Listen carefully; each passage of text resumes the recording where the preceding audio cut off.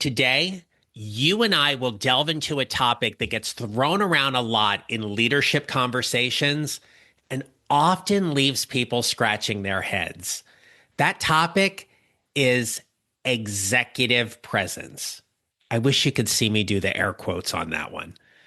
Maybe you've been told you need more of it. Maybe it's even been the reason you were passed over for a promotion.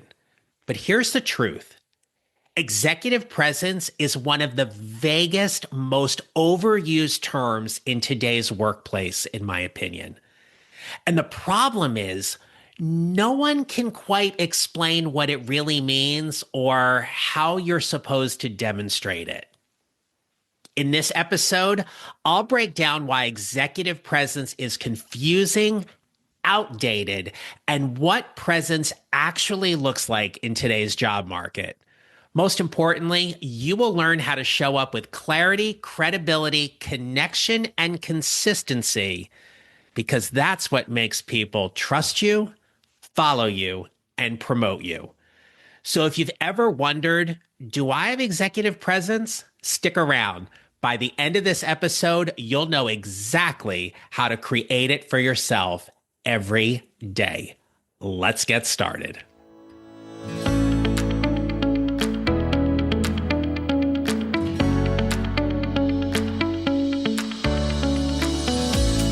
Hello, my friends. This is the Mid-Career GPS podcast, and I'm your host, John Neral. I help mid-career professionals like you find a career they love or love the one they have using my proven four-step formula. For many mid-career professionals, as you are trying to navigate through an organization and increase your management and leadership responsibilities, more than likely, you have been hit with the term executive presence. And here's the problem I know with it. The phrase has become this corporate buzzword that can look very differently across different organizations and for different leaders and executives who tout what they believe executive presence should be. It's often used to pinpoint specific behaviors, but unless you're asking the right questions of your leadership or your mentors or sponsors who are on your journey around your leadership, if you don't, it creates this level of confusion and frustration because executive presence can sound very subjective or even elitist. For example, if you've ever been told you don't have it, meaning you don't demonstrate the executive presence we're looking for, and you're not given the guidance on what that's actually supposed to look like, how can you do it? The traditional definition for executive presence was often defined as confidence, decisiveness, clarity, persuasion, and of course, looking the part. To me, in some ways, that seems very outdated and on even some level, sexist. While these things still matter, particularly the confidence, decisiveness, communication, and clarity, the overemphasis on looking the part creates this bias around age, gender, sexual orientation, and race. And it feels, and we know it to be outdated in today's diverse hybrid workplace. Look, there may be attempts to dismantle DEI across a lot of organizations, but DEI doesn't go away.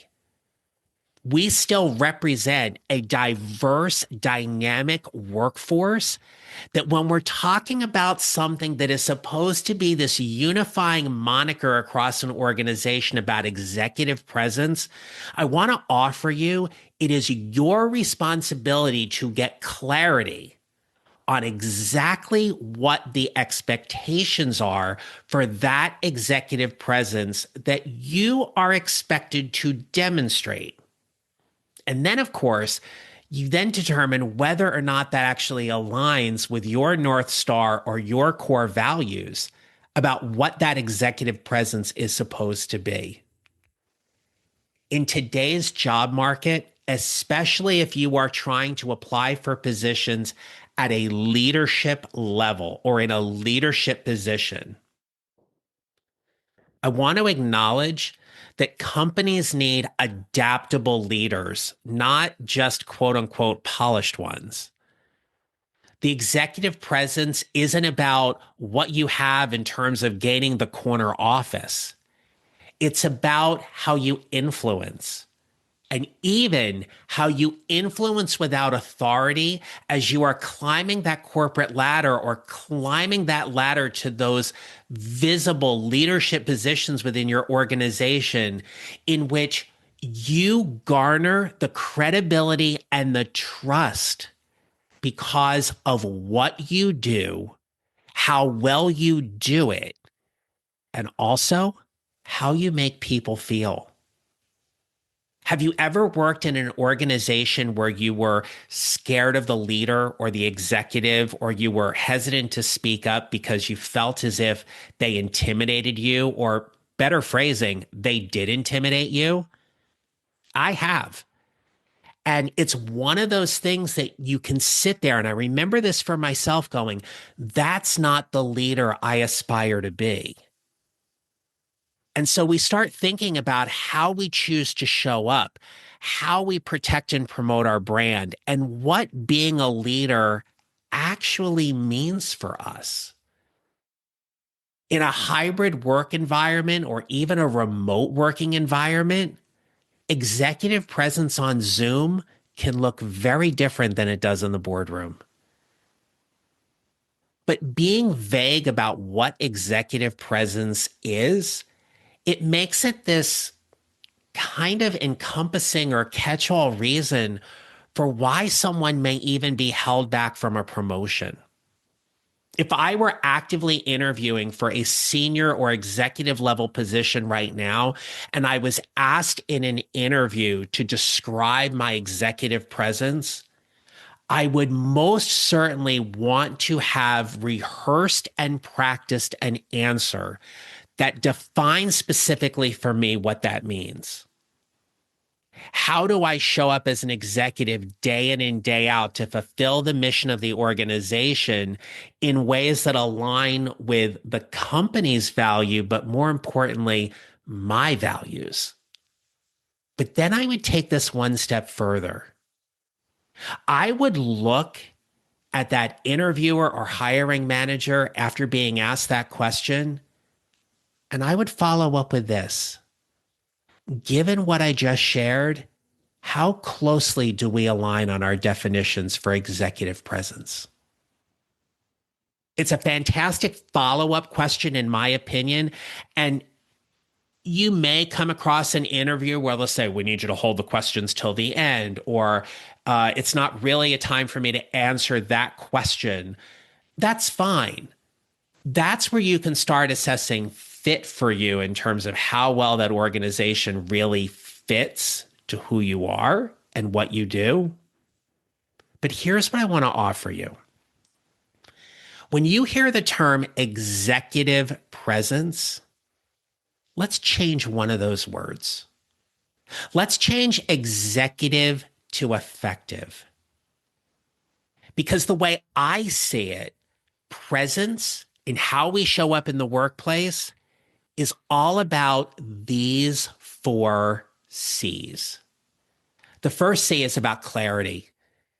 How well do you communicate ideas simply and directly in a way that people fully know what it is you are expecting of them?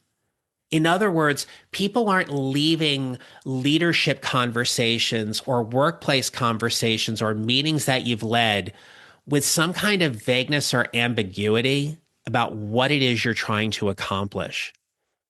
You have heard me say on this podcast before, time and time again, and if you're new to the podcast, so happy to have you here. You will hear this in other episodes as you listen.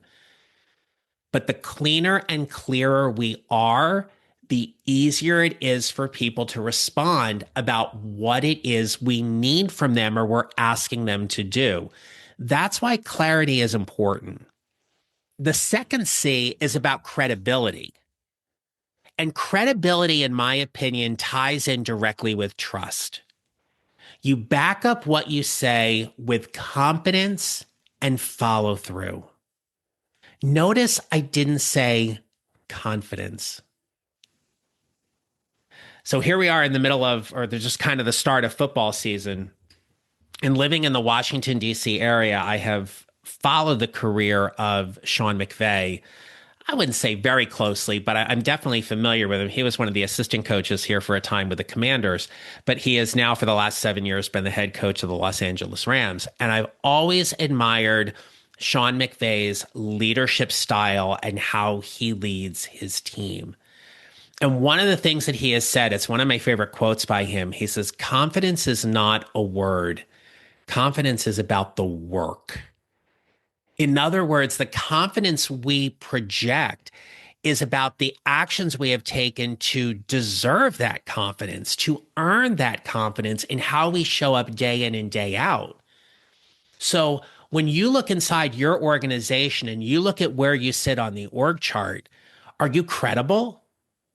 Are you the kind of person who brings the technical expertise to that position and do so in a way that you are trusted and valued by the people you work alongside with, for, and with every single day?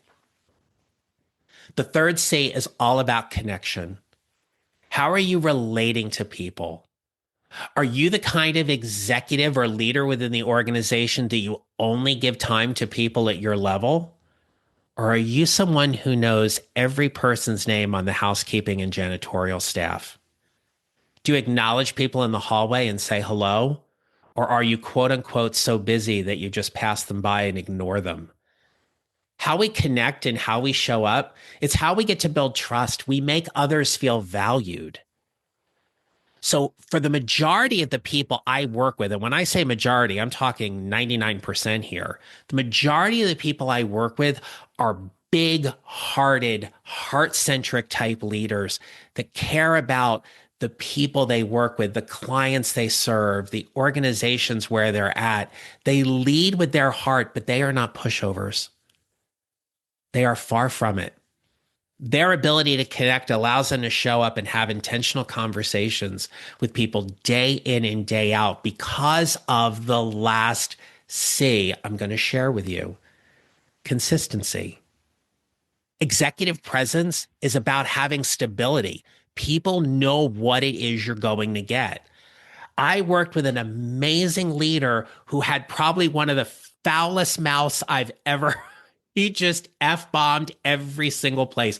He was also brilliant. He was brilliant in what he did. And so the consistency was, if I was sitting in a meeting with him, I knew what I was going to get. And I'm not someone who's easily offended, but it was something that I wasn't used to where I had worked previously. Here was the thing. I didn't expect him to be somebody different. I accepted him for who he is and where he was at that point in time. And that was it. Because when someone's consistent, we know what it is they're going to give us. We don't question, we don't doubt. We know what it is they're going to give us. When we think about clarity, credibility, connection, and consistency, I offer these 4 C's to you as a way for you to start building your definition on what your leadership or effective presence actually looks like. And from there, you can build the stories around about how you demonstrate clarity, credibility, connection, and consistency. But our presence at work is aligned on 2 things. Our presence at work is based off of how we show up on a regular basis and how well we demonstrate that at work so people get to know us and our brand and reputation are consistent. In your organization somewhere, be it on your intranet or somewhere within human resources, there should be a list of core competencies that they expect at every level. And in terms of their leadership competencies, I strongly suggest you take a look at them and do the work to know exactly what those competencies look like for leaderships in your organization.